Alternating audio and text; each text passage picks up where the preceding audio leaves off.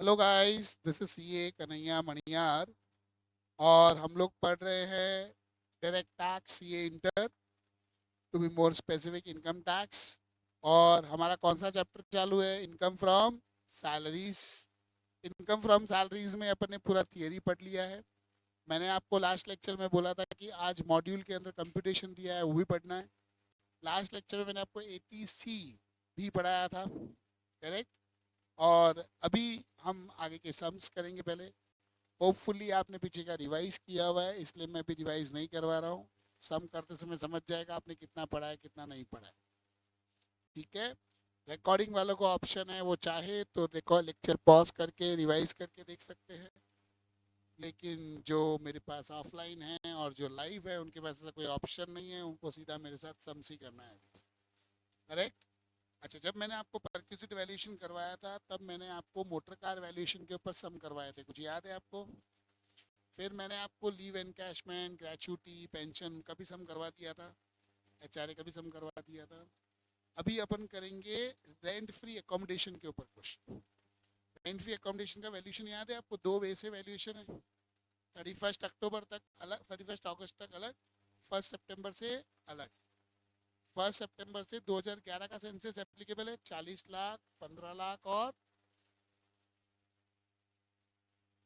40 लाख, 15 लाख और other than 15 lakh.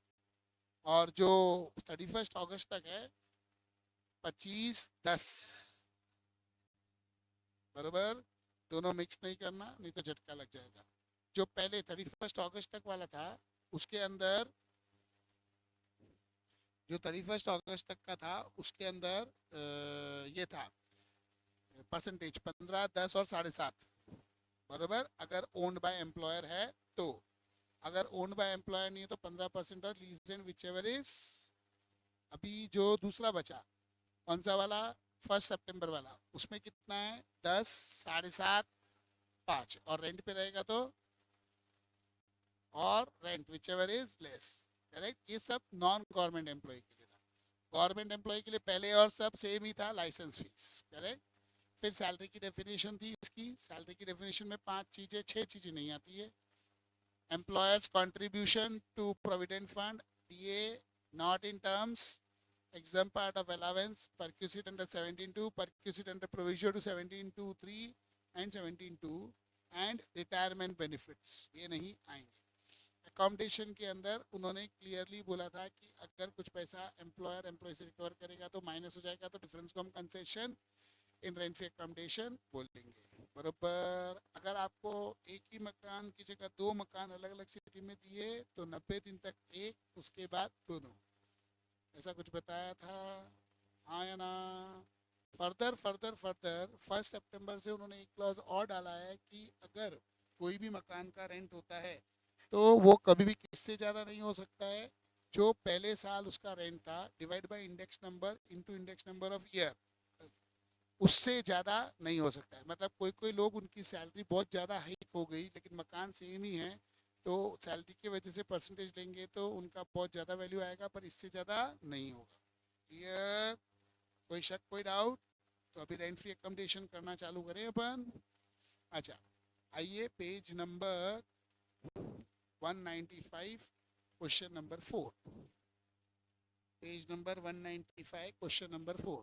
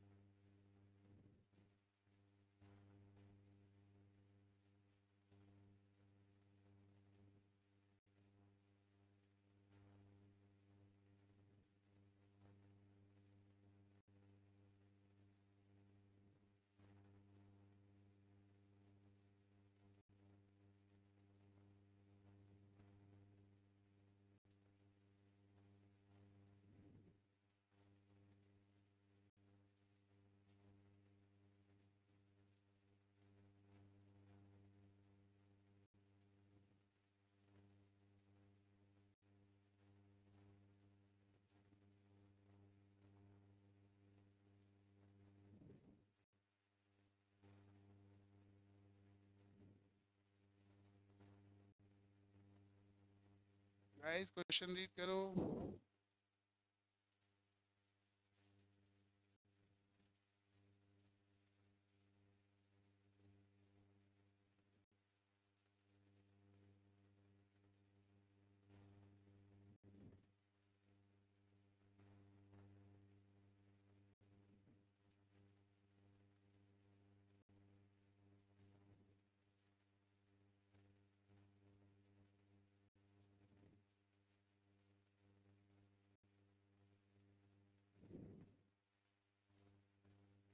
एक recording वालों क्वेश्चन रीड करो जब तक मैं पुनीत भैया से बात करता हूँ.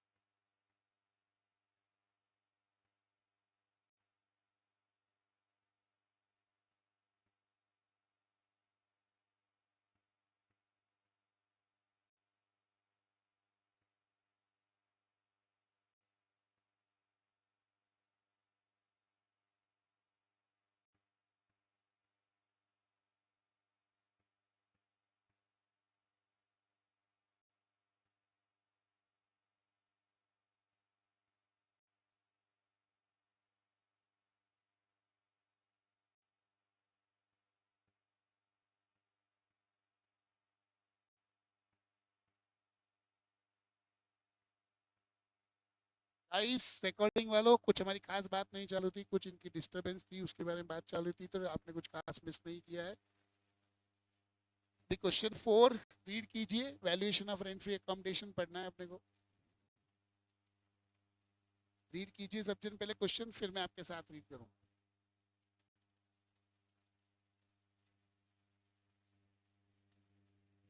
जिन लोगों की तारीफ की पढ़ाई कर रहे हैं, चने के जार पे मत चढ़ना, पता चला नेक्स्ट टेस्ट में 2 मार्क आ गए उनके।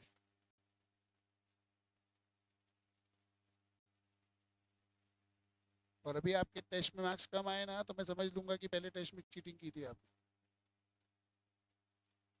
सबको बोल रहा हूँ मैं तो, चोर के दाढ़ी में तिनका। और जो टेस्ट नहीं दे रहे, टेस्ट दो।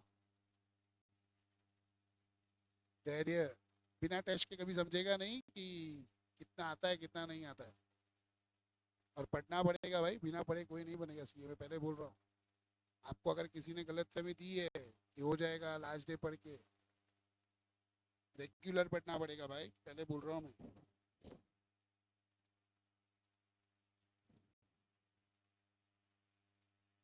जल्दी से क्वेश्चन रीड करो, फिर सॉल्व करेंगे अपन।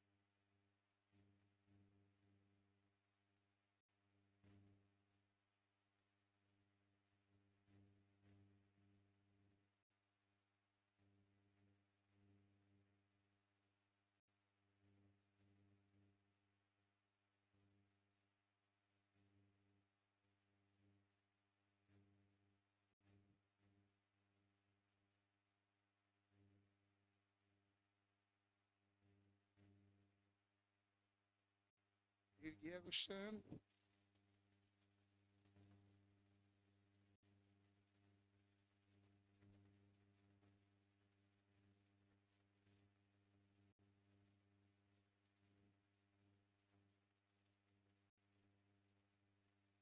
मैं रीड करूँ क्वेश्चन।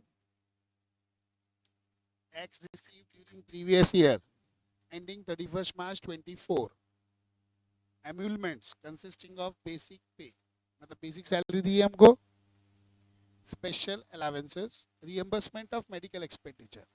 अब मेरे सवाल का जवाब दो, reimbursement of medical expenditure taxable है कि एग्जम्प्ट है?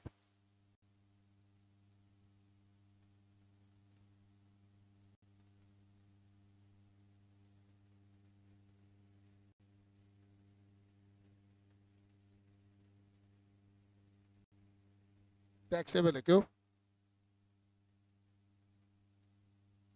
तो आपको पढ़ाया था क्या कुछ मैंने मेडिकल रियम्बर्समेंट के बारे में? क्या?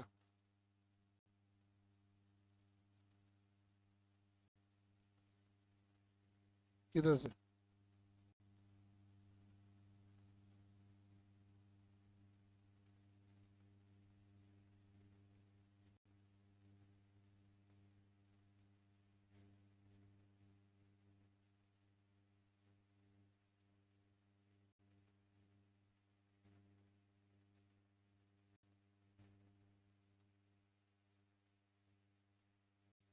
मेडिकल परक्यूजिट आपको प्रोविजो पढ़ाया था मैंने, उसमें देखो मैंने सम कराया था, तो मैंने बोला था medical reimbursement is taxable, it is not exempt. पुराने ज़माने में 15,000 तक एग्जाम्प्ट होता था, पर बाद में इन्होंने स्टैंडर्ड डिडक्शन ले आए, इसीलिए उसका एग्जाम्पशन हटा दिया। याद है मैंने बताया था पूरा स्टोरी, तो it is taxable. His employer also provides rent-free accommodation flat in Mumbai. Lease rent of unfurnished 50,000. Sum of household appliances provided to X with effect from 1st June. Owned by employer. Cost 36. Purchased 50 years ago. फिर employer pays 10,000 annually as hire charges for 3 air conditioners installed throughout previous year in rent-free accommodation. Compute perquisite if X is a secretary of Ministry of Law and 4,000 is the license fees of unfurnished flat as per central government. X is MD of ABC Private Limited. Does it make any difference if X has been provided a hotel accommodation throughout the year? If X is charged 16,000 per annum instead of rent-free accommodation, find value of taxable perquisite in 3 different cases. बराबर. अब मैंने आपको देखो जो rent free accommodation है उसका 2 जगह पे कंटेंट दिखाया था, एक स्टार्टिंग के अंदर एक बाद में. जहाँ स्टार्टिंग था मैंने वहाँ बोला था आप लिख के रखो page number, refer this also for valuation, क्योंकि 1 सितंबर से वो वाला मेथड है. याद है कि नहीं याद है? बराबर. अब यहाँ पर भी अपने को पूरे साल का वैल्यूएशन पता करना है.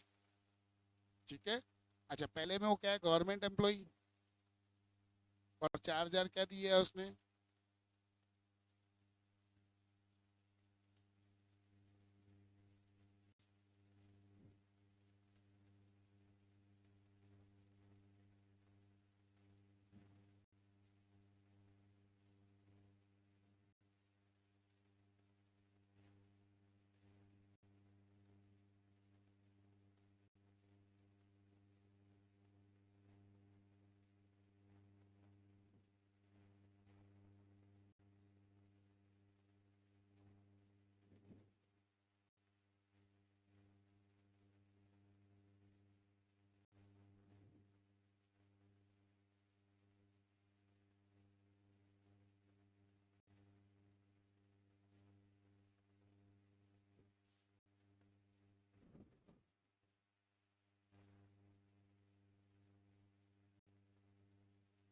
करें स्टार्ट.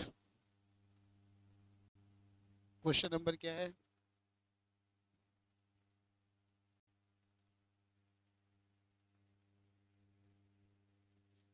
क्वेश्चन नंबर 4 ए है ना पहला part. Computation of value of rent free accommodation if X is government employee. आया ना?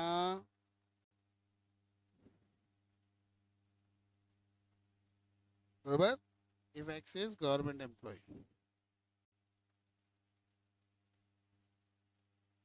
Correct. Value of unfurnished accommodation.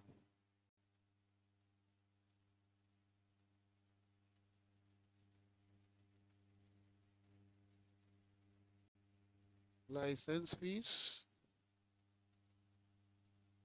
decided by government. कितनी है license fees? Add furnishing charge,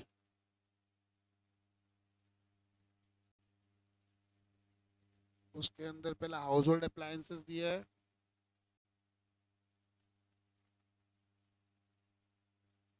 कितना है हाउस होल्ड अप्लायंसेस का कॉस्ट? 36,000 शायद. उसका 10% ना, और वो कभी से दिया है इसको? 1 जून से, है ना? 1 जून से दिया, मतलब 10 महीने का आएगा. तो इंटू 10% इंटू 10/12, बराबर. तो कितना आता है? 3,000 रुपये. फिर एसी हायर चार्जेस कितना?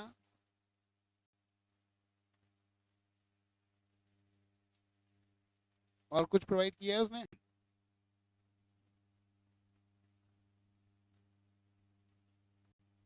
और तो कुछ नहीं दिया है उसने. अनफर्निश्ड का रेंट दिया है 36,000, इसका था 10,000 higher charges for 3 conditional through out the previous year. तो और कुछ नहीं दिया है ना. Value of furnished rent free accommodation 17,000।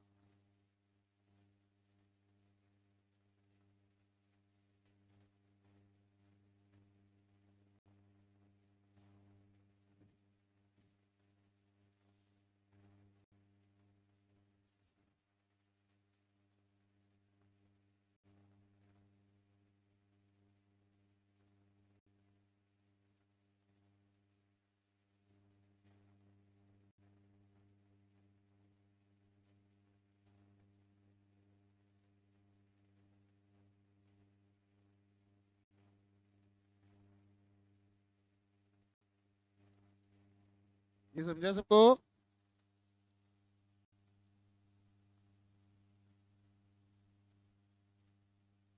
वो तनीषा आज आई नहीं, कल भी नहीं आई।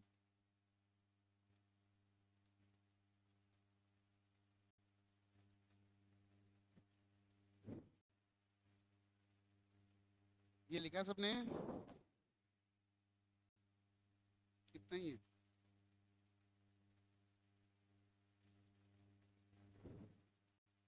सेकंड वाला करो, जब वो प्राइवेट एम्प्लॉई है तब तक। रिकॉर्डिंग वालों में 1 मिनट।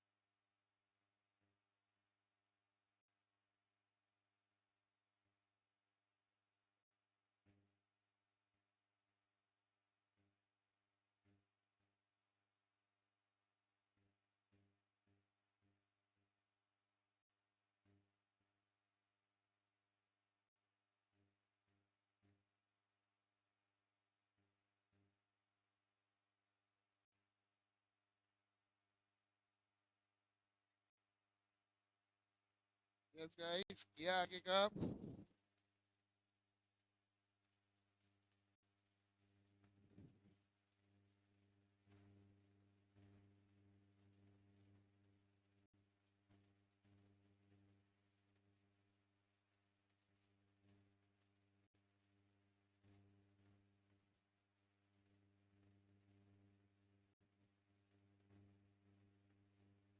चलिए चालू करें बी वाला। आप लोगों ने कुछ किया है क्या? बी।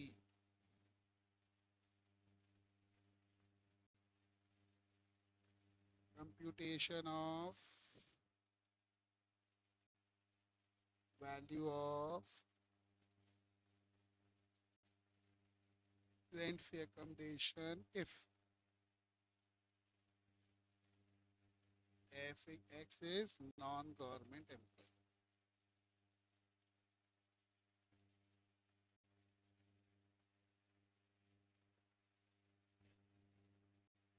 बरोबर। एकोमोडेशन कहाँ प्रोवाइड किया है इसको? accommodation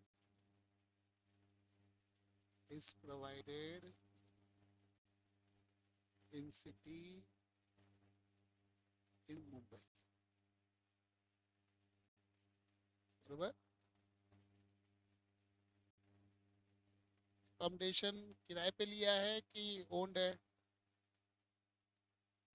accommodation is owned। let me check। rent free accommodation flat is provided Bombay, leased rent of furnished unfurnished flat। इसका मतलब ये किराए पे लिया है ना, ओन्ड कहाँ है? accommodation is not owned by employer। बरोबर। तो 1 अप्रैल से प्रोवाइड किया है ना उसको, से लेके 31 अगस्त तक रेंट पेड और 15% of salary, whichever is less। बरोबर। और 1 सितंबर से लेके 31 मार्च तक रेंट पेड और 10% ऑफ सैलरी।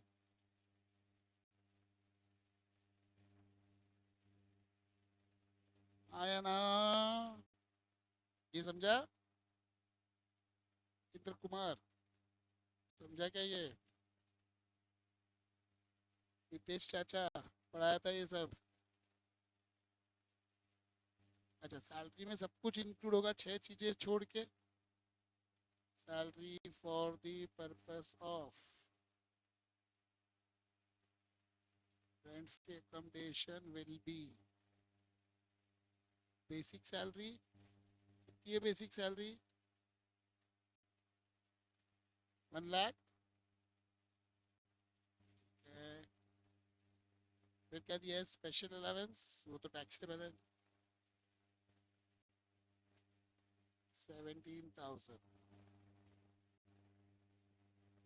फिर मेडिकल रिएम्बर्समेंट है, वो क्यों नहीं आएगा?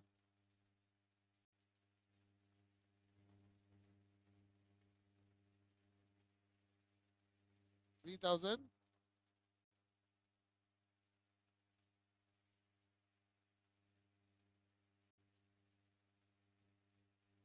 बरोबर। ये 2 डेट्स है हमारे पास, 1 अप्रैल 23 से और 1 नवंबर 23 से लेके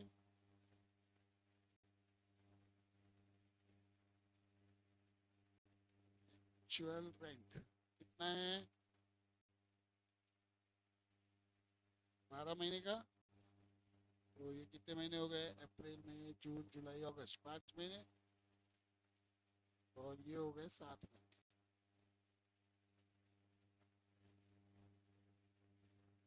और ये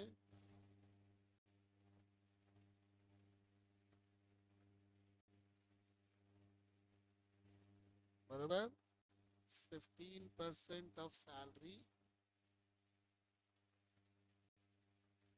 और 10% ऑफ सैलरी.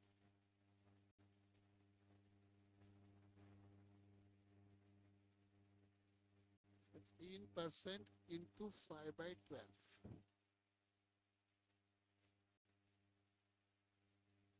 और यहाँ पर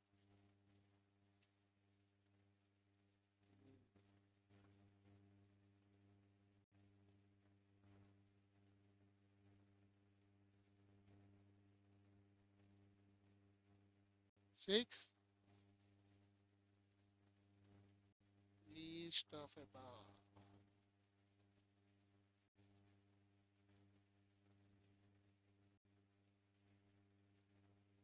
बराबर दोनों को ऐड करें क्या हो जाएगा.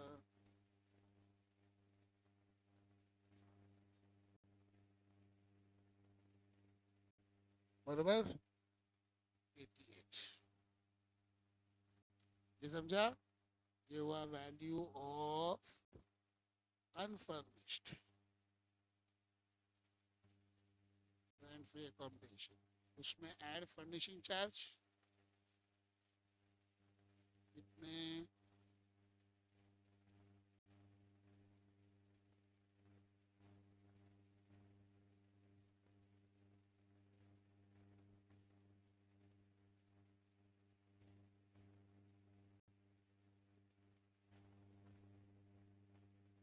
value of furnished rent free accommodation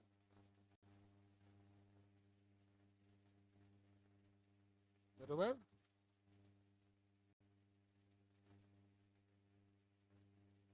जी.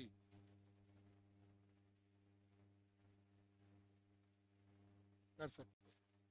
अच्छा अभी सी में क्या बोला है उसने.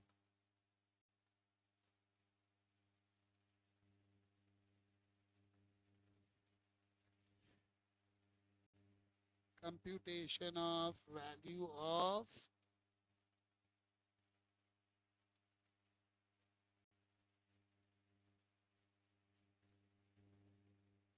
%24 ऑफ सैलरी कितना हो जाएगा 180.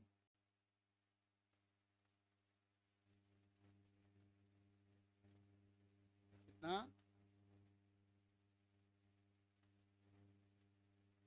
एक्चुअल चार्जेस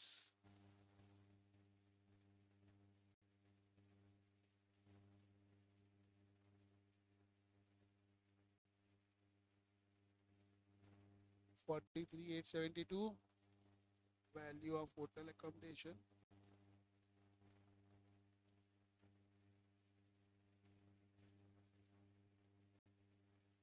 बराबर. फिर डी क्या बोला है.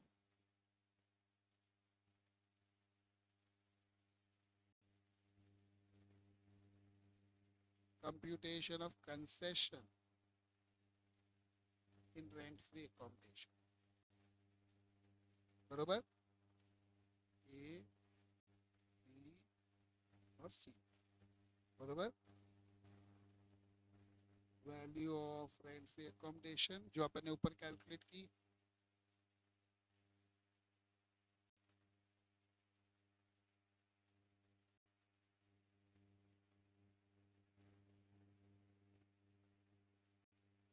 less amount recovered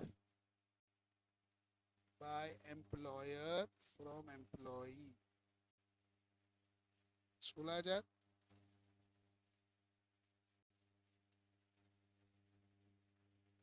the value of concession in rent free accommodation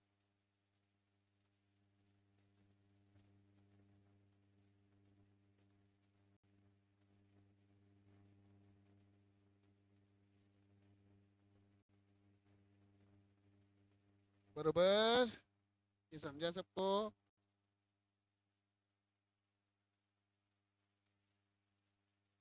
क्या निकला. हाँ हाँ सब सैलरी भी ऐड होगा ना. देखो लिखा है ना अपने ये value of concession in entry corporation, तो ये भी तो परक्यूसिट हुआ ना।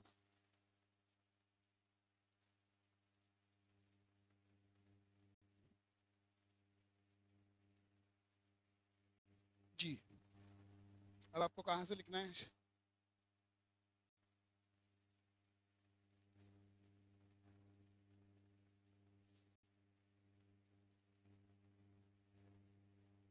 अपने को भूमि थोड़ा सा फॉन्ट साइज अच्छा लिखना है, भूमि को।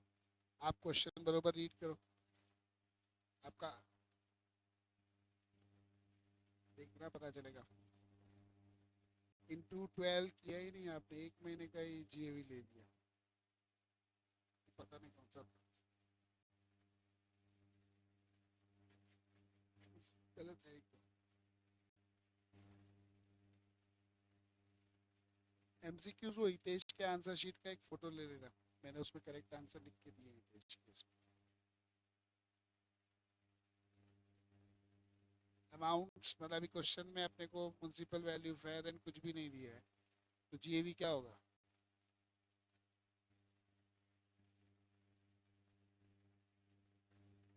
लीस्ट।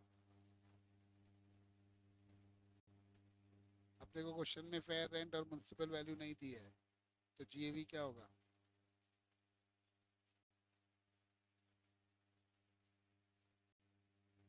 अरे जब फेयर रेंट और म्युनिसिपल वैल्यू दिया ही नहीं तो हाईएस्ट किधर से आया? सीधा एक्चुअल रेंट ही होगा ना।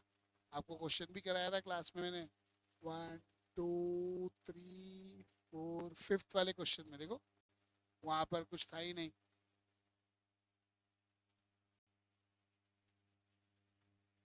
इतना बड़ा आपने बनाया, कोई यूज नहीं, और वो भी गलत बनाया आपने। आपने म्युनिसिपल वैल्यू म्युनिसिपल टैक्स को ले लिया,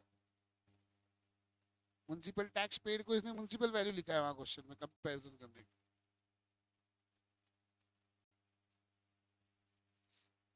और वहां पे अपने को दिया हुआ था कि 3 मकान जो थे, 3 फ्लैट, वो 1 महीना कुछ खाली थे। आपने वो सब इग्नोर कर दिया, आपने कुछ अलग ही, हाँ, कुछ भलता है, कुछ कुछ तो एक गड़बड़ किया आपने, रीड बराबर नहीं किया है कोई तो।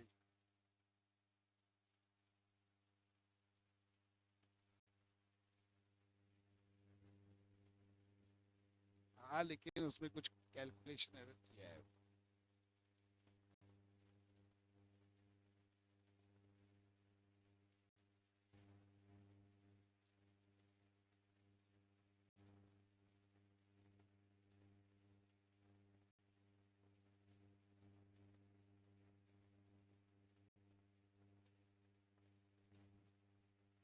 एक जन ने वैकेंसी को हाँ शायद मनन ने वैकेंसी को अनरियलाइज ट्रीट करके माइनस किया है। वैकेंसी के हिसाब से बरोबर जीएवी बरोबर कैलकुलेट किया, फिर जीएवी से वापस उसको अनरियलाइज मान के वापस लेस किया।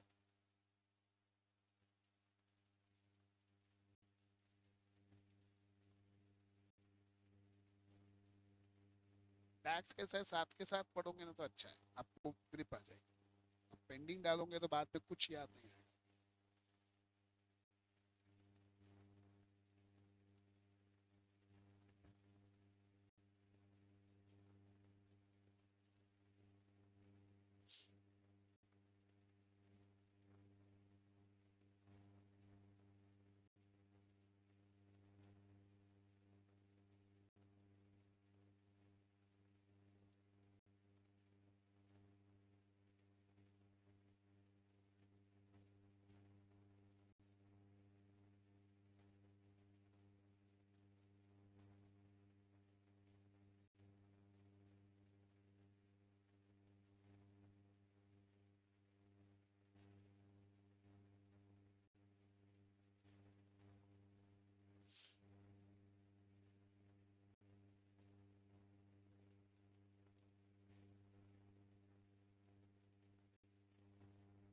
यहाँ तक हुआ? क्या बात है जी भाई साहब, आंखें जल रही है आपकी, आंखें जल रही है।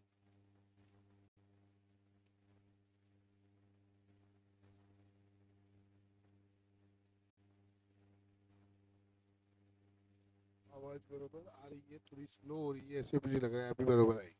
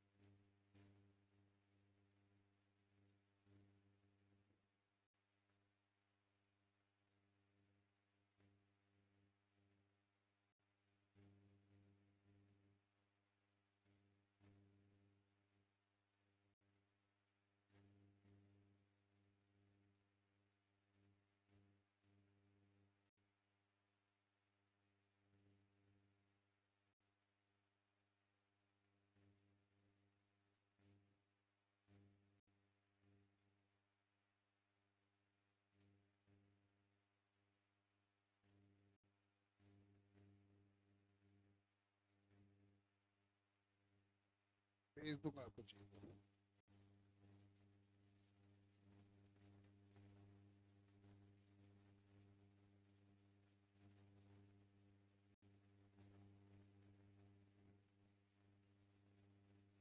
आपको भेज दूंगा सोल्यूशन, चिंता मत करो।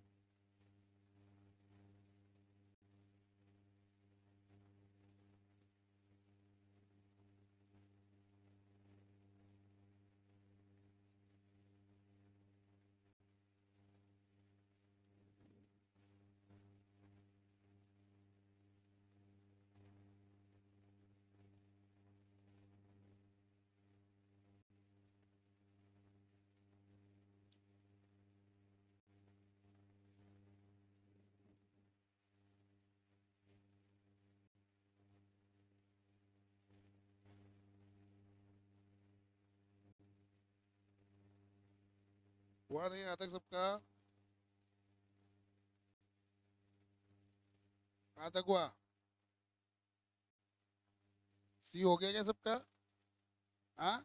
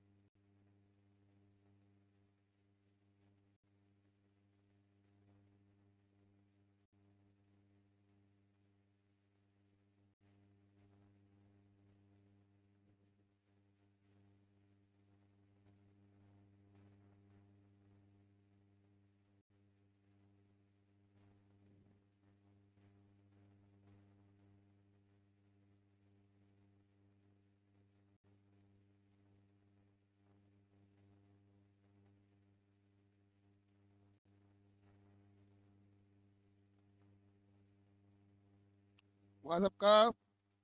समझ में आया ये? एक बार चाहिए तो वापस रीड कर लो, फिर नेक्स्ट क्वेश्चन करना है।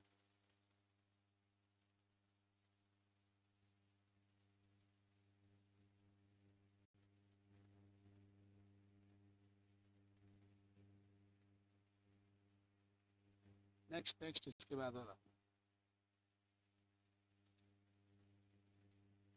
क्वेश्चन 5.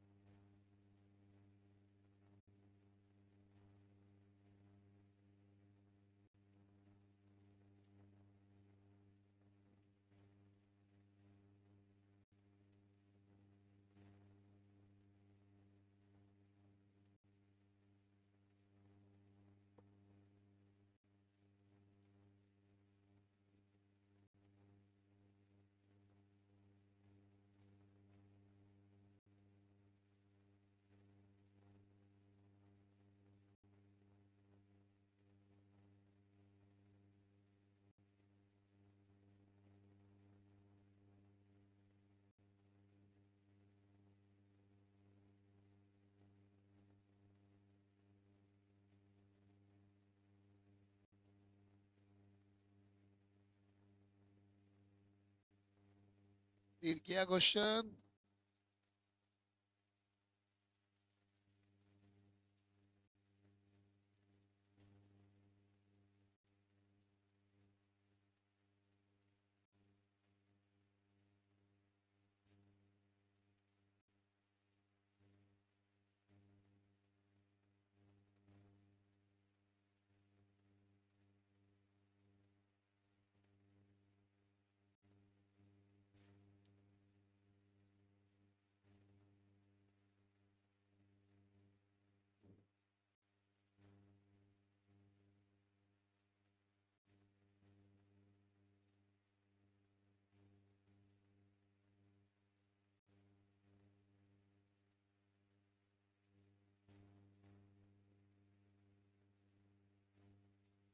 सैलरी में तो पूरा ही जाता है ना, उसमें से जो एग्जाम माइनस हो जाएगा.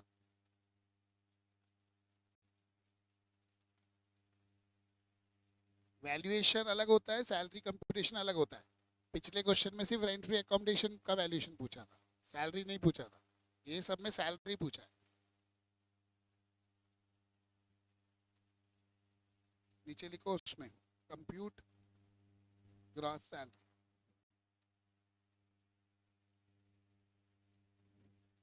लिख लो उसमें कंप्यूट ग्रॉस सैलरी।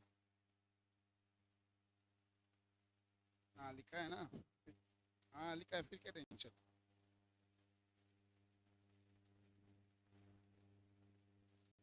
करें स्टार्ट, कुछ किया आपने?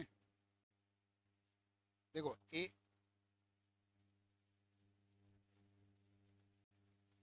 अपने को दिमाग लगाना पड़ेगा ना, रियल लाइफ थोड़ा बहुत तजुर्बा तो चाहिए ना।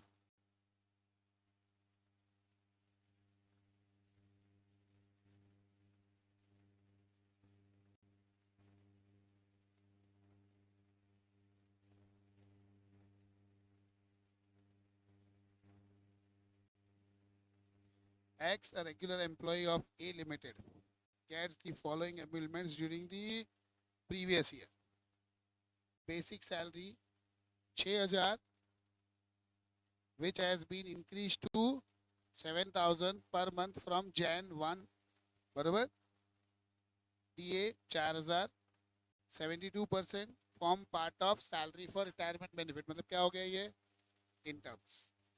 Education allowance 550 per child, medical allowance 400 per month, transport 1150, out of which 100 per month is used for covering journey between office residence. Besides, he get 4,500 HRA up to 30th November. Rent paid in Ghaziabad with effect from December 1. He has been provided furnished flat by employer at Delhi. Rent paid by employer 7,500 per month. Rent of furniture provided 500. Rent recovered is 900. Find out net salary to tax for your relevant assessment year. X opt out of default tax regime. He also joins part-time job from 1st Jan. B Limited 2,000 per month with the permission of A Limited without leaving B Limited.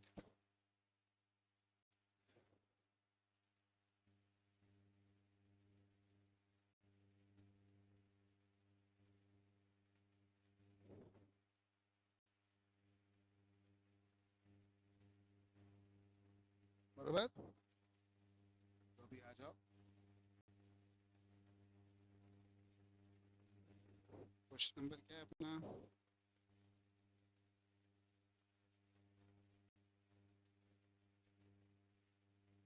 Computation of net salary, बराबर। यहाँ पे SSC कौन है? Mister x. Legal status individual, previous year 23-24, assessment year 24-25, बराबर।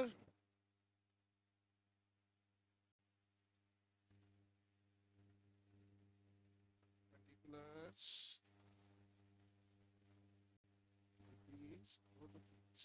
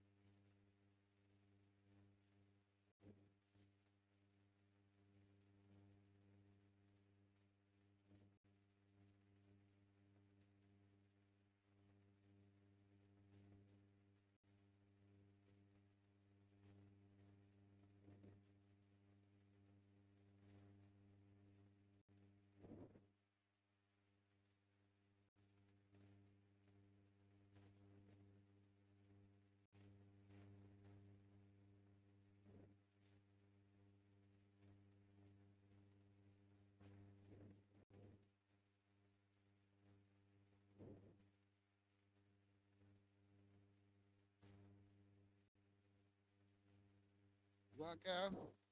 करें start.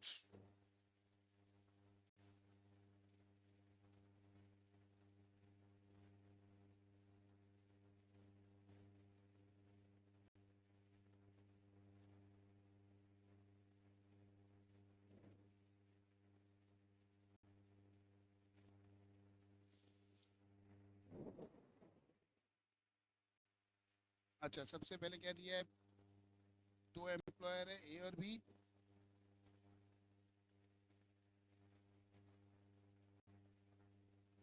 Employer ए है ना पहला, फिर बी क्या पार्ट टाइम काम कर रहा है, लास्ट लाइन में दिया तो है। हाँ हाँ, लेकिन इसे दिखाएंगे ना, ए से कितना बी से कितना, इसे दिखाना पड़ेगा ना भाई। पहला बेसिक सैलरी कितना है?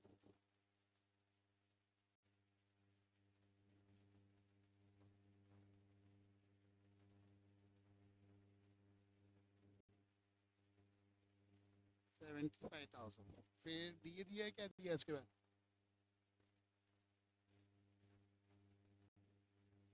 72% इन टर्म्स है, और है कितना वो? 4,000 इन टर्म्स। 4,000 इंटू 72% इंटू 12 महीने ही लिखना पड़ेगा ना, पर मंथ है ना 4,000। अच्छा, मतलब क्या? पहला कितना? 0।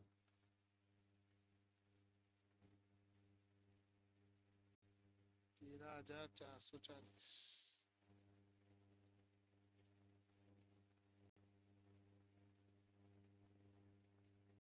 बराबर।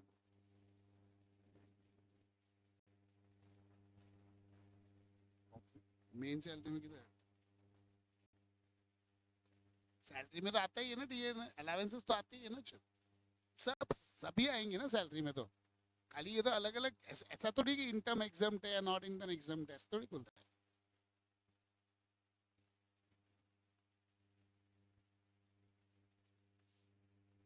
इसका चार्जर की तैयारी चालू कर दो पुनीत भाई। बुलाया क्या चार्जर? आईफोन वाला।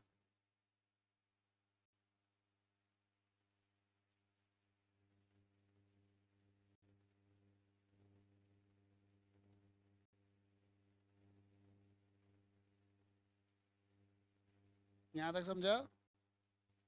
फिर क्या दिया है इसने नेक्स्ट? देखो, सैलरी हो गया, डीए हो गया, एजुकेशन अलाउंस 550 पर बच्चा पर मंथ, 4 बच्चों के लिए। तो चिल्ड्रन चिल्ड्रन एजुकेशन अलाउंस कितना है? 550 इंटू 4 इंटू 12 ना, 26,400 लेस एग्जाम कितना? 100 इंटू 2।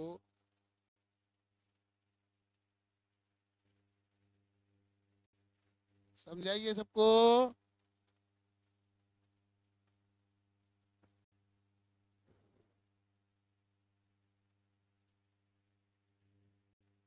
कपिल सर बोल रहे थे अक्षत होशियार है लेकिन लफंडर है।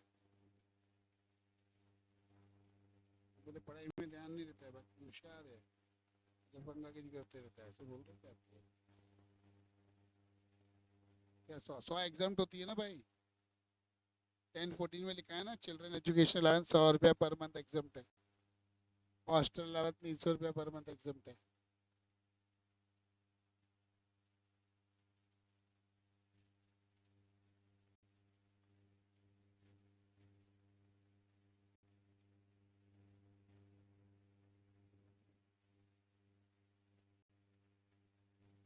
इसके बाद कौन सा अलाउंस दिया है?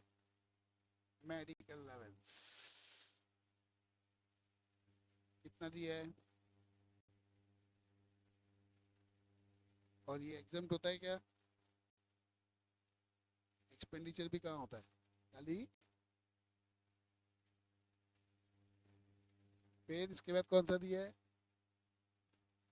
ट्रांसपोर्ट अलाउंस ना, ट्रांसपोर्टेशन क्या कितना? हाँ, अमाउंट कितना है ये अभी जो दिए रहे अभी? 1100। तो कितना हो गया? 13,800। उसमें से एग्जाम नहीं होगा कुछ भी?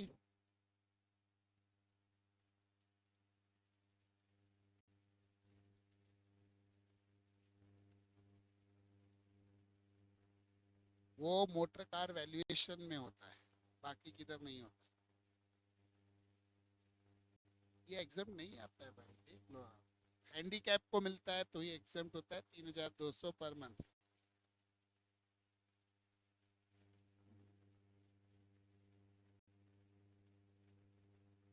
फिर ट्रांसपोर्ट अलाउंस के बाद कब से मिल रहा है चारे कितने, नवंबर 30 तक। कितना,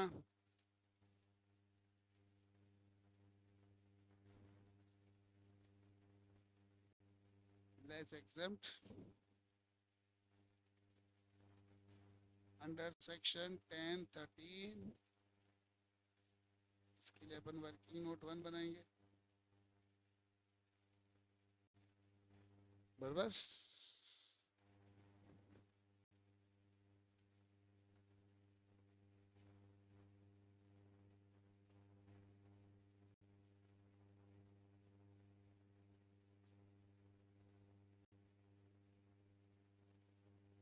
ये समझा। फिर इसके बाद क्या दिया है, वो तो उसी में आएगा ना, रेंट पेड फॉर गाजियाबाद, वो तो। फिर value of perquisite of rent free accommodation, इसके लिए वर्किंग नोट 2 बनेगा, बराबर। फिर और क्या दिया है,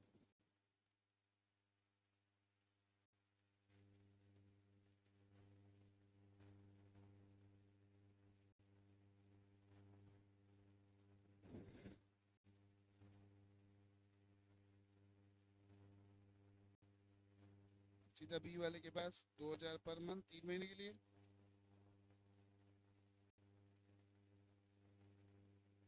employer B, basic salary 2,000 into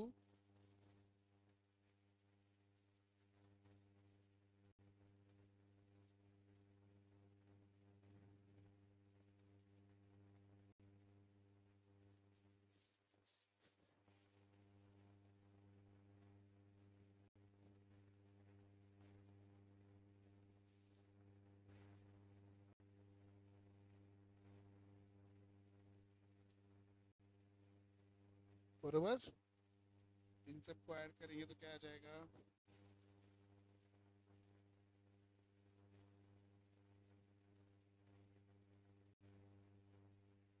less deduction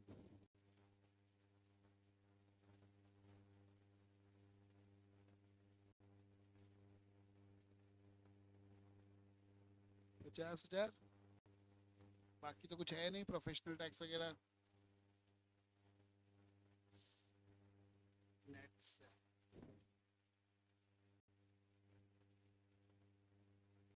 बराबर।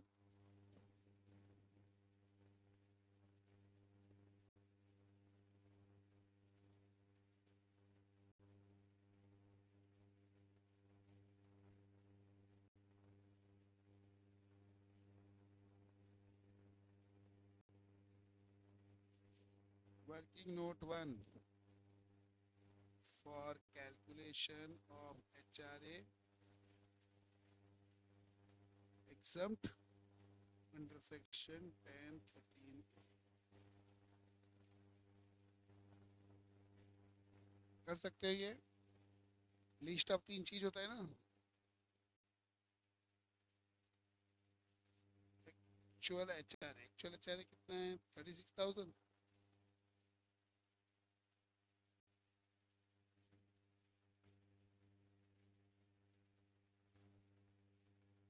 रेंट पेड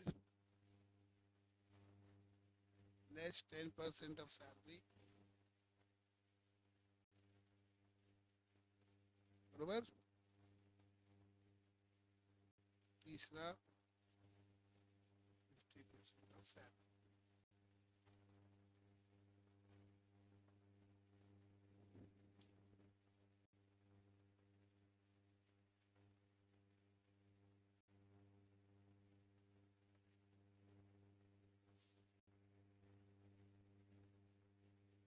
एक्चुअल एचआर कितना है?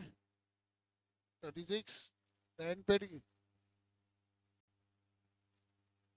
एकोमोडेशन दिल्ली में दी है ना उसको।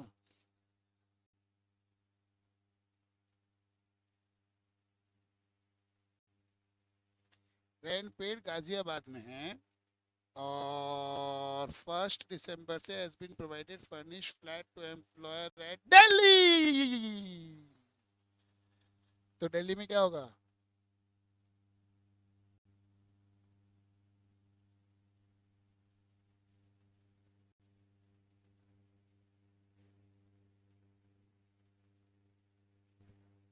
आपने मुझे उल्टा बोला ना, इसलिए आप बोले ना कि दिल्ली में गाजियाबाद में रेंट फ्री अकोमोडेशन दिया।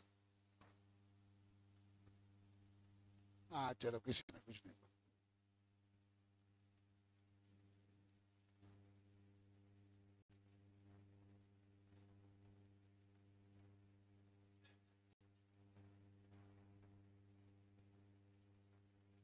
Basic plus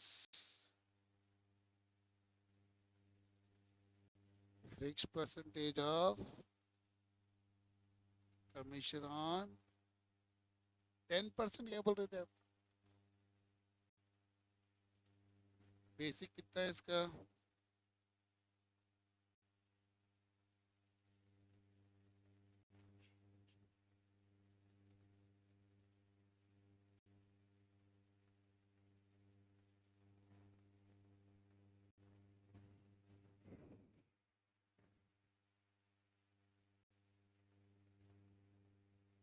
DA in terms कितना है? 4,000 है कि 5,000?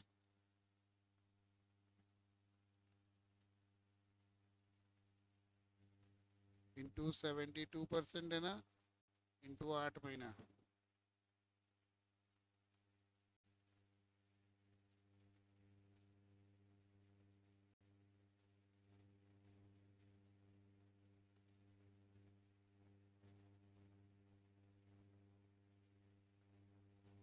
71,040।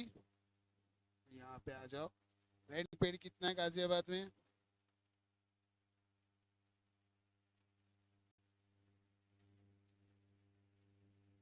और सैलरी कितनी है? 71,000।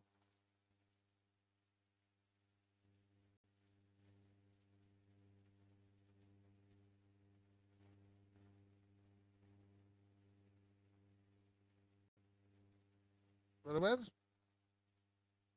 अच्छा, 896।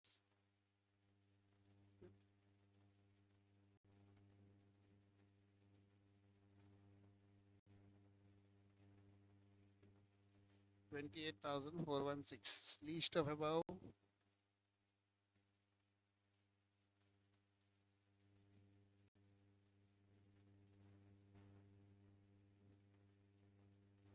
वर्किंग नोट 2 बनाओ for calculation of value of, उसने कुछ और दिया है, वो देख लेंगे अपन।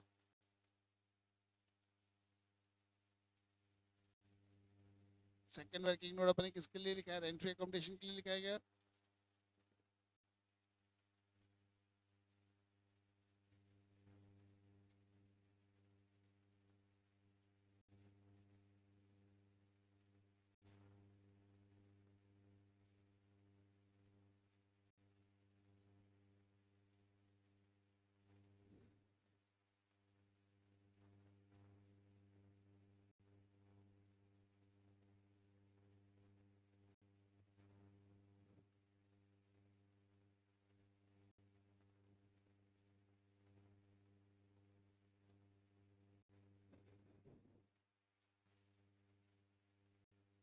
रेंट फ्री अकोमोडेशन ये खुद का है कि किराए का है?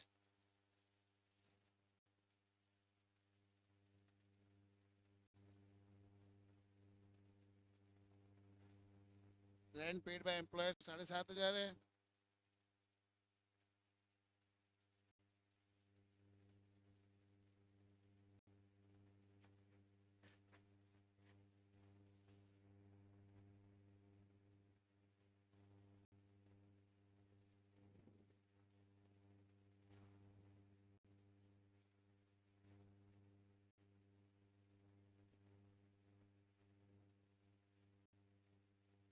क्या 5 और 7? इसको रेंट फ्री अकोमोडेशन कभी से दिया है? 1 दिसंबर से दिया है शायद।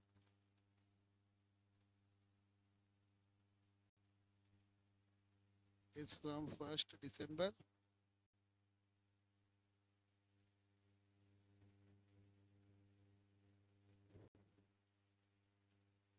अकोमोडेशन इज ओन्ड है कि नॉट ओन्ड है? अकोमोडेशन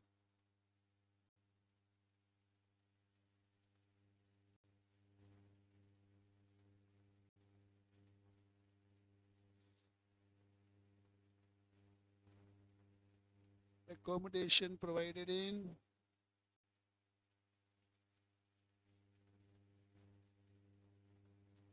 बरोबर।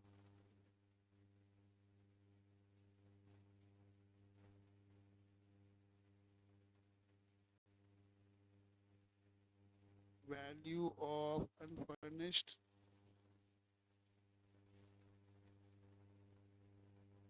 accommodation is क्या रहेगा?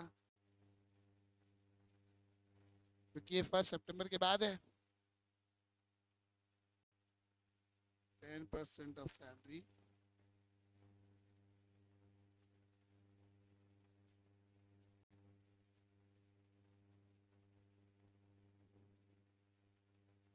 or actual rent, whichever is less।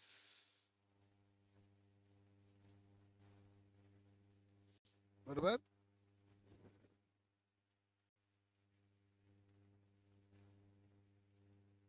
salary for the purpose of rent free accommodation।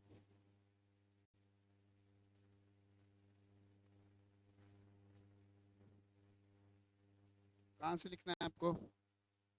Working note 1 लिखा?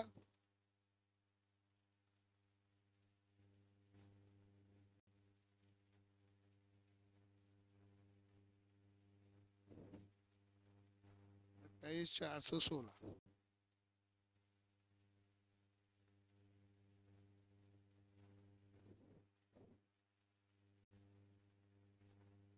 पहले एक बार यहाँ तक पहुँचो और वैल्यूएशन करो तो मैं फिर करूँ।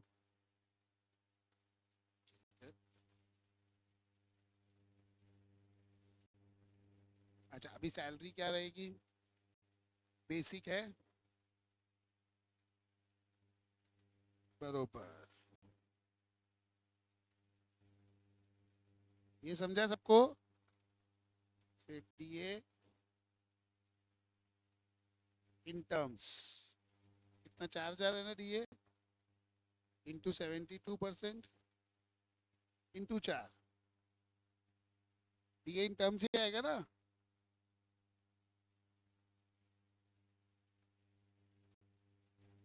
फिर डीए के बाद क्या दिया है क्वेश्चन में देखो?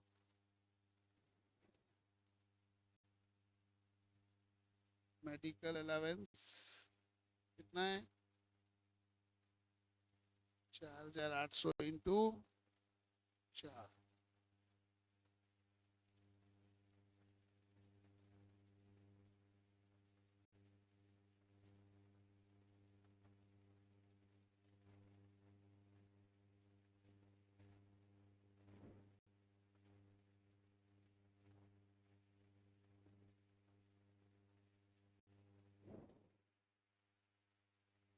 ₹400 है ना, तो 1,600। फिर उसके बाद चिल्ड्रन ना,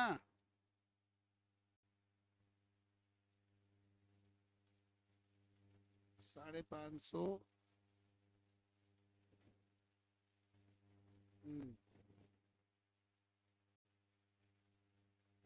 लेस एग्जम्प्ट 100 इंटू 2 इंटू 4।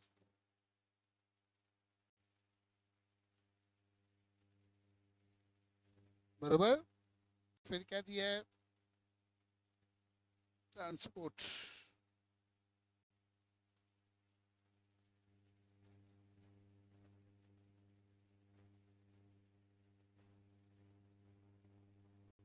₹4,600। फिर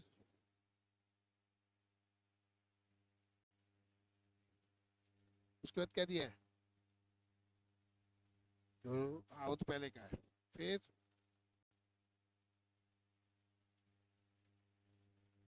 सैलरी विद बी लिमिटेड 6,000 वो भी आएगा ना, क्योंकि वही पीरियड के अंदर तो इसको रेंट फ्री अकोमोडेशन मिला है। तो मैंने आपको बोला था इनकम का परसेंटेज होता है। तो सैलरी चाहे एक एम्प्लॉयर से मिलो या एक से ज़्यादा, कमाई तो उतनी हुई ना, समझे? तो रेंट फ्री अकोमोडेशन में ध्यान रखने का, सैलरी फ्रॉम वन और मोर एम्प्लॉयर उस पीरियड में। तो ये जैन से ही एम्प्लॉय हुआ ना वहाँ पे,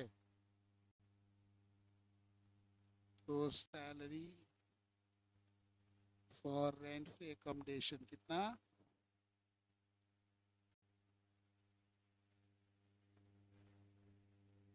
कितना आता है क्या? तो 10% ऑफ सैलरी 5872 एक्चुअल चार्जेस। कितना है charges?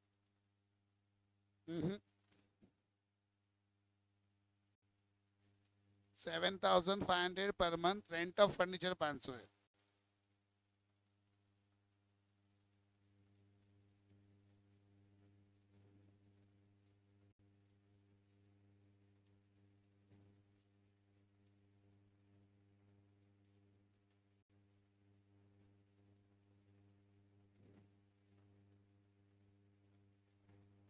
Five eight seven to be stuff about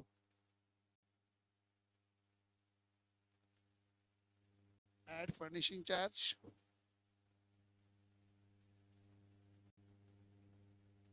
दो चीज है ना यहाँ पे, और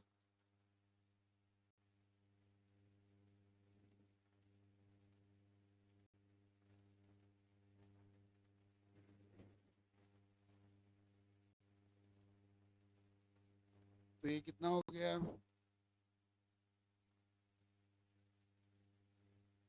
6,372।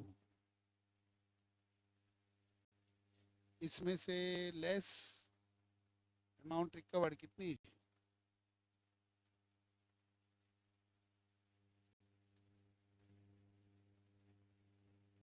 900 इंटू 4 बराबर।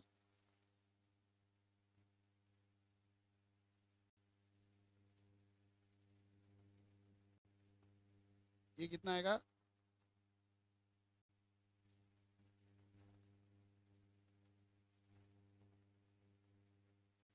वही वही वही वही वही वही वही वही वही। लाता हूँ मैं। रिकॉर्डिंग वालों यहाँ तक लिखिए।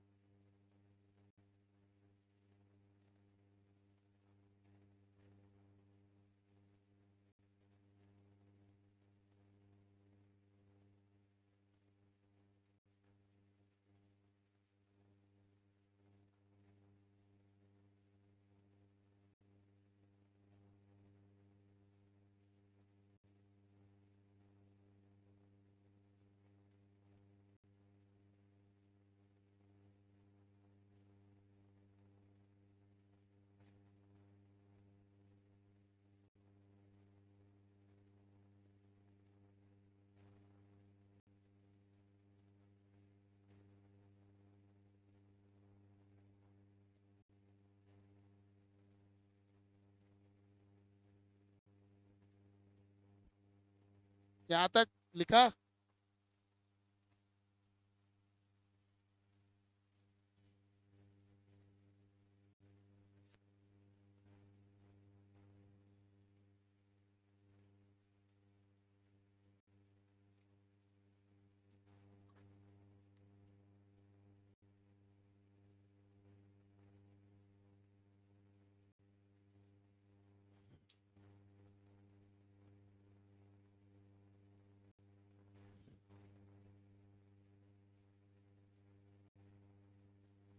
जो स्टेप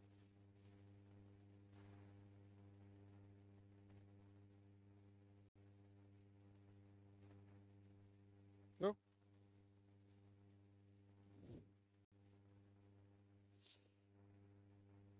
ये लिखा क्या?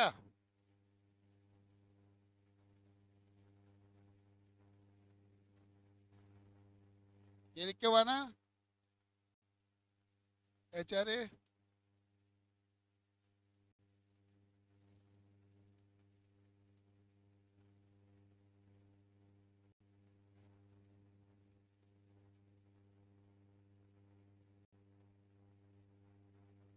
रुको रुको 2 मिनट।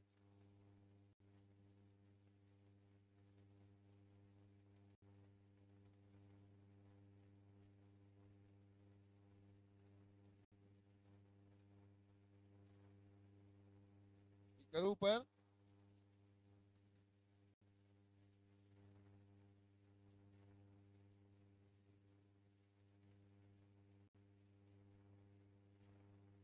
क्या हो गया?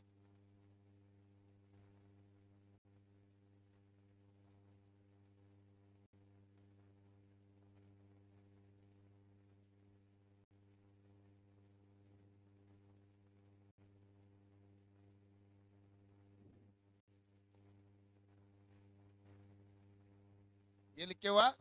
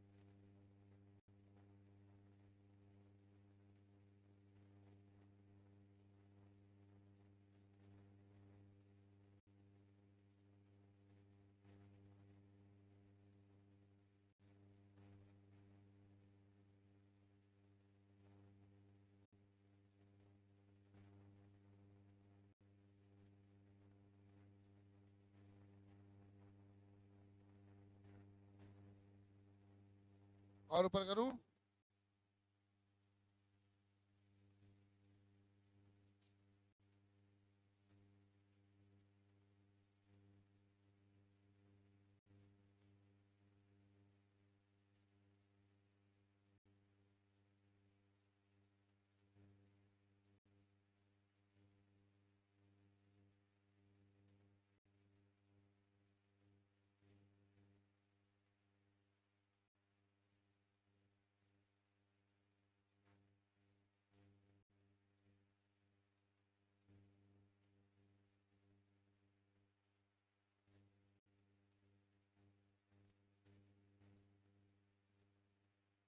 लिखा?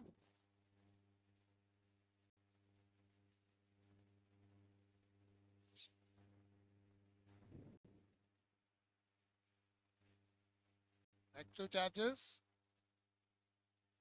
ये रहे क्वेश्चन में, ये देखो ब्रैकेट में 7,500 पर मंथ लिखा। हाँ तो 30,000 तो लिखा है।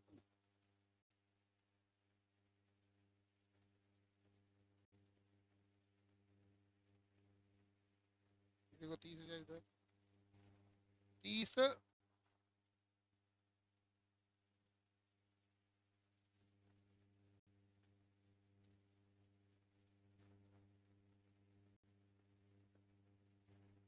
बस। और इसीलिए तो लीस्ट 5872 आया। यहाँ पे भी लिख देता हूँ 7,500 इंटू 4।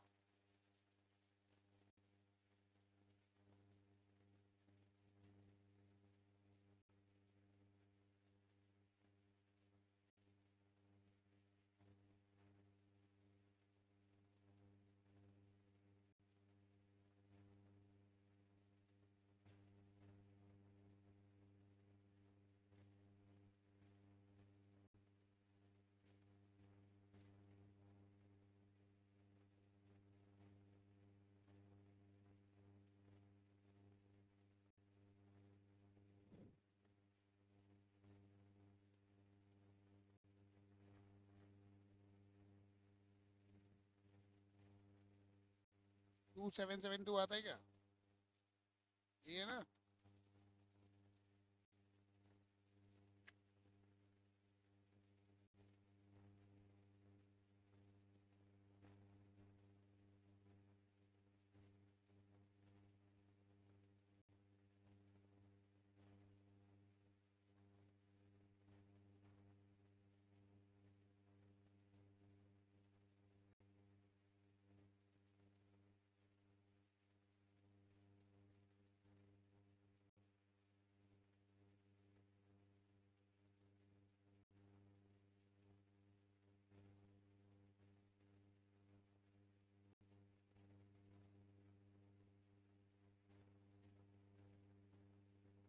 वो लिख के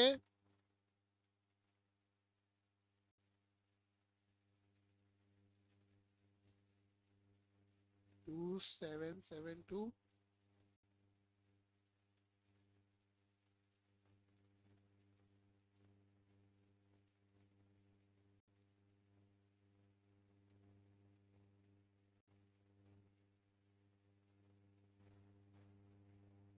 बराबर।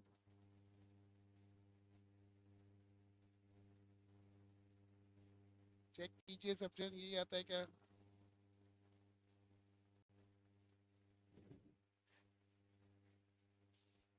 समझाइए।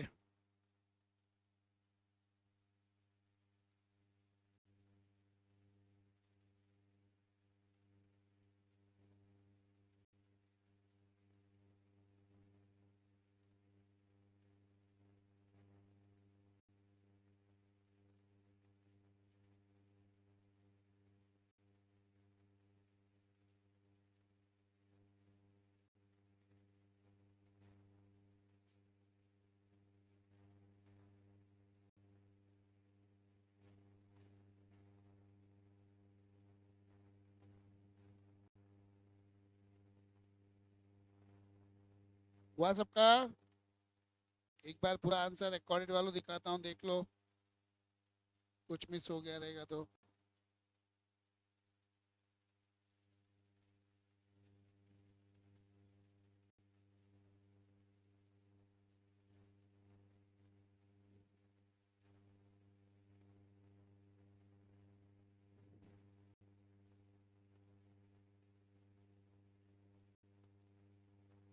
बराबर।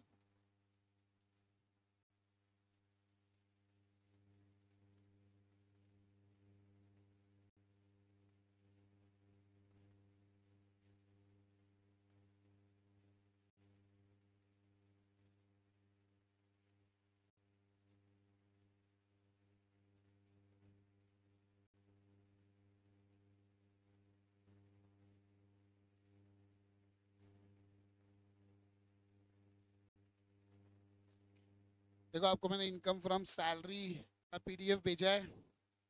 अभी देखो, अभी अपन ने जो सम्स किए सब छोटे छोटे टाइप्स के सम्स किए हैं। अब इसके कंप्यूटेशन पे आएंगे अपन।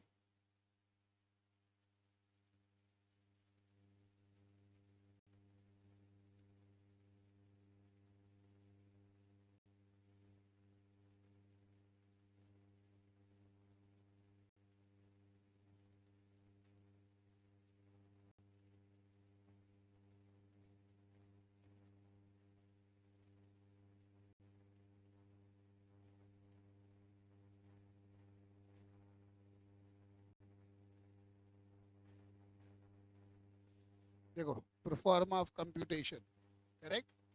ये डिफॉल्ट टैक्स स्कीम है, ये बाद में पढ़ेंगे अपन, पहले नॉर्मल वाली पढ़ेंगे।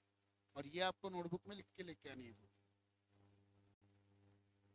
पहले नॉर्मल वाली पढ़ेंगे, ऑप्शनल वाली, मतलब जो डिफॉल्ट नहीं है वो वाली, क्योंकि उसमें तो सब कुछ ही रहता है, उसमें सब कुछ टैक्स होता है। तो देखो पहला basic salary, fees, commission, bonus, allowances, DNS allowance fully taxable है, करेक्ट। फिर एचआरए, एचआरए जो है वो एग्जेम्प्ट होता है लीस्ट ऑफ 3 चीज, ये देखो अपन ने किया है। फिर चिल्ड्रन एजुकेशन अलाउंस 2 का exemption, hostel allowance, transport allowance खाली हैंडीकैप को एग्जाम्पशन है, बराबर ना।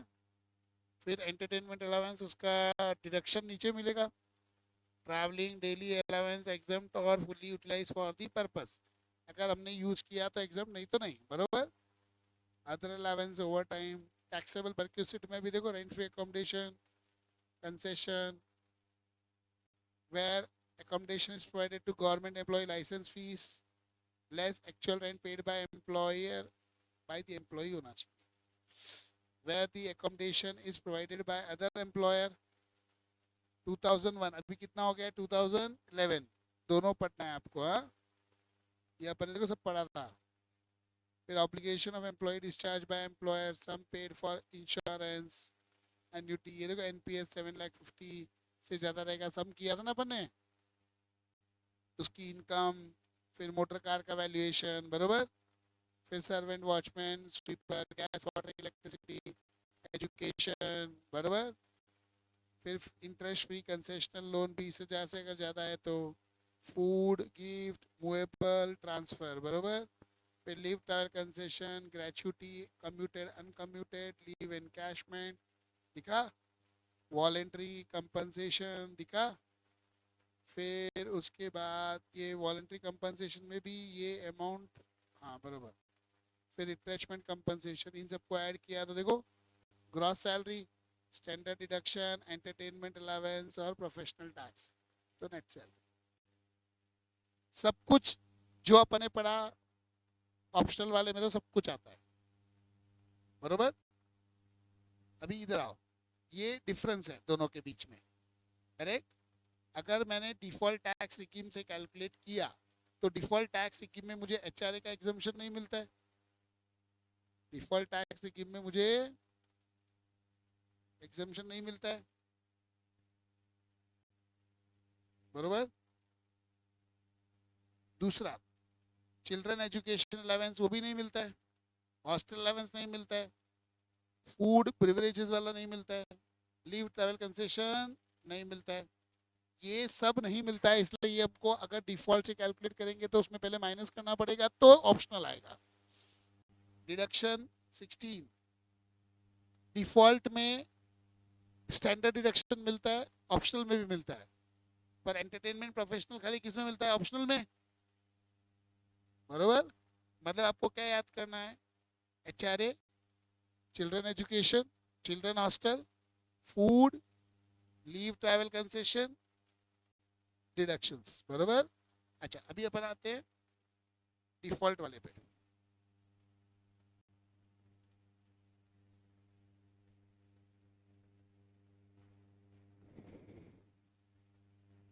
डिफॉल्ट वाला देखो, ये तो सब सेम है, डीएनएस अलाउंस फुल्ली टैक्सेबल, वो तो उधर भी था। House rent allowance fully taxable क्योंकि डिफॉल्ट में एग्जम्पशन, बराबर। Children education fully taxable, hostel fully taxable, transport वाला इधर भी मिल रहा है उधर भी मिल रहा है, एंटरटेनमेंट अलाउंस, ट्रैवलिंग, ये सब मिल रहा है, other allowances fully taxable, other allowances. फिर रेंट फ्री अकोमोडेशन, ये तो सेम ही रहेगा,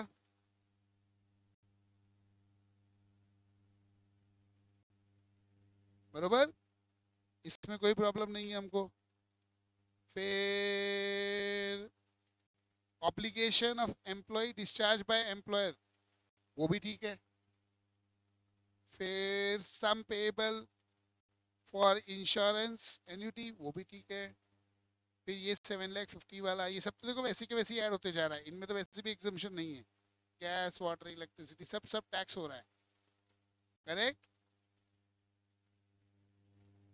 ये देखो यहाँ पे 5,000 से अगर कम रहेगा तो कोई परक्विजिट नहीं, 5,000 से ज्यादा रहेगा तो परक्विजिट है, बरोबर।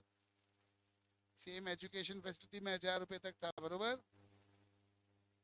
ग्रेचुटी एग्जम्पशन मिलने ही वाली है, चाहे अपन डिफॉल्ट में हो या किसी में भी हो। कम्यूटेड पेंशन फुल्ली टैक्सेबल, बरोबर।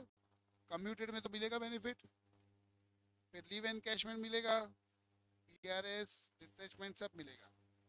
स्टैंडर्ड डिडक्शन मिल रहा है, बाकी कुछ नहीं मिल रहा है। मतलब वो डिफरेंस का जो टेबल है वो चीजें डिफॉल्ट में नहीं मिलती है, समझे। इसलिए हमें याद रखना पड़ेगा। तो आपको ना इसको याद करना पड़ेगा। इसीलिए आप जब दोनों कंप्यूटेशन बना के डिफरेंस बनाओगे ना, तो मैं तो डिफरेंस ही पढ़ना है अपने को, पर जैसे अभी दोनों कंप्यूटेशन में जैसे ये वाला पार्ट है, ये अलावेंसेस वाला, ये बहुत इंपॉर्टेंट है। जैसे यहाँ पे देखो दिया है travelling allowance, daily allowance, conveyance allowance, इसमें से एग्जम्पशन है, एंटरटेनमेंट का नहीं है। अदर अलावेंसेस जो रहेंगे वो भी फुल्ली टैक्सेबल, मतलब इनके अलावा और कुछ भी रहेगा तो, समझे। इसीलिए आपको इंडिविजुअल भी बनाना पड़ेगा और कंपैरिजन भी। ये बनाओगे ना, मैं आपको नॉर्मल से कराऊंगा, जब आप डिफॉल्ट करोगे तो उल्टा इजी होगा, क्योंकि डिफॉल्ट में आप एचआरए एग्जम्पशन कैलकुलेट नहीं करोगे, चिल्ड्रन एजुकेशन नहीं करोगे, चिल्ड्रन हॉस्टल नहीं करोगे, ट्रांसपोर्ट वाला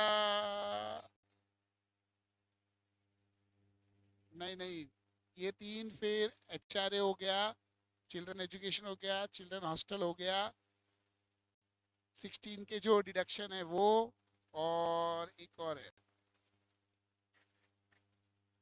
एंटरटेनमेंट। ये देखो HRA, children, children food privileges, उसमें एग्जम्पशन नहीं मिलती है डिफॉल्ट में, यहाँ पर मिलेगी। और लीव ट्रैवल नहीं मिलती है, वो मिलेगी। और तो आप लोग ने किसी ने याद भी नहीं दिलाया मेरे को आज।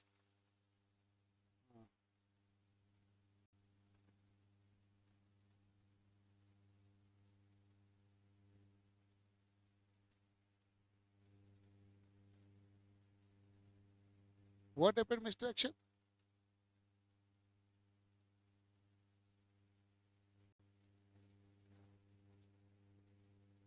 करेक्ट। ये जो मेन कंपैरिजन है ना, ये याद रहना चाहिए।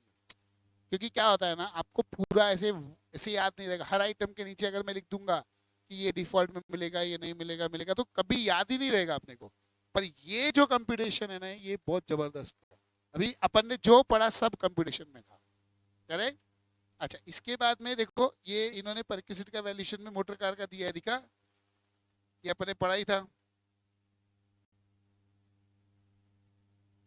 और पीछे इसकी जो समरी है एंड में,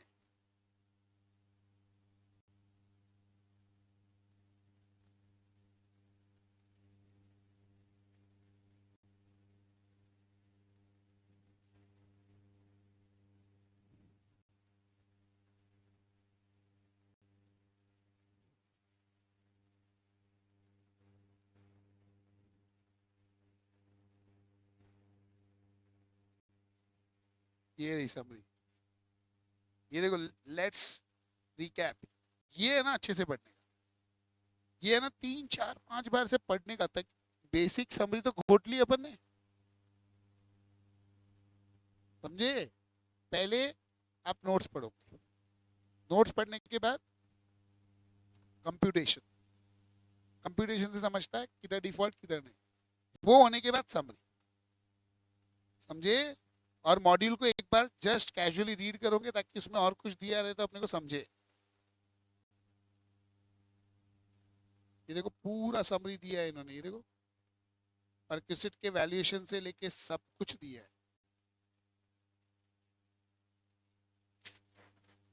इसे को नहीं तो समझे ना, उसको क्यों नहीं समझे। देखो, ऐसा नहीं कि नहीं समझे, कुछ पार्ट नहीं समझे वो आगे जाके समझे, ऐसा नहीं है कि नहीं समझे। पर इतना एक्सप्लेनेशन के बाद अभी आपको सब समझेगा। और पेपर मॉड्यूल से आता है, इसलिए मॉड्यूल पढ़ने का, बच्चे लोग मॉड्यूल नहीं पढ़ते। हम लोग ने जो इजी लैंग्वेज में बना के दिया उसके बाद अगर आप मॉड्यूल रीड नहीं करो तो कैसे होगे? तो पढ़ना तो पड़ेगा ना भाई। तो ये दोनों कंप्यूटेशन, वो कंपैरिजन, तीनों आप नोटबुक में लिखोगे याद करके, करेक्ट? नोटबुक में लिखना है। देखो आप अपना ना हाउस प्रॉपर्टी का पेपर देखो, आप आप ना ये क्लास में बरोबर लिखते नहीं थे ना, वहां जाके सब उलट पुलट लिखा है आप देखना पेपर आंसर शीट। मतलब आपको कहीं कहीं पे इसलिए गलत हुआ क्योंकि आप लिख नहीं पाए बरोबर, नहीं तो आपको शायद हाईएस्ट भी आते थे। तो इसलिए लिखने का आदत डालो आप, पेपर अल्टीमेटली लिखना है अपने को और इसको याद करना है। अगर आपको नोट्स पढ़ा हुआ याद है ना, उसको याद करना है, समझे? हाँ परसों, परसों तक याद होना चाहिए। हाँ पूरा हाउस प्रॉपर्टी क्लास के नोट से पूरा रिवाइज कर, ये सैलरी पूरा रिवाइज करोगे और ये कंप्यूटेशन रिवाइज करोगे। हाँ तो क्या हो गया, समझे? हाँ तो परसों आ रहे हैं ना वो लोग, आपको क्या दिक्कत है नहीं आना है? आप बताना, वो लोग आएंगे, समझे?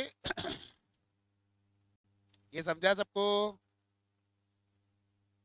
इतना करके आएंगे तो अपन बड़े वाले सम करेंगे। अभी मेरे बड़े वाले 4 सम बाकी, बरोबर? वो 4 सम को मुझे अगर आप अच्छे से पढ़ के आए तो 2 घंटे में हो जाएगा, और फिर एक बीच का सम बाकी है तो अपना सैलरी नेक्स्ट लेक्चर में खत्म हो जाएगा। वो तो बॉस बताएंगे आपको। ये यहाँ तक समझा? अभी टाइम हो गया 1:30, आप डब्बा खाओगे वापस? तो डब्बा खाओगे ना वापस 15 मिनट आप लोग तीनों? नहीं नहीं खाना पड़ेगा, नहीं नहीं नहीं नहीं खाना पड़ेगा डब्बा, नहीं नहीं नहीं, एक बार और डब्बा। रिकॉर्डिंग वालों जैसा इनको बोला वैसा सब पढ़ के आना अच्छे से, ताकि नेक्स्ट लेक्चर में सम हो जाए अपने, ठीक है?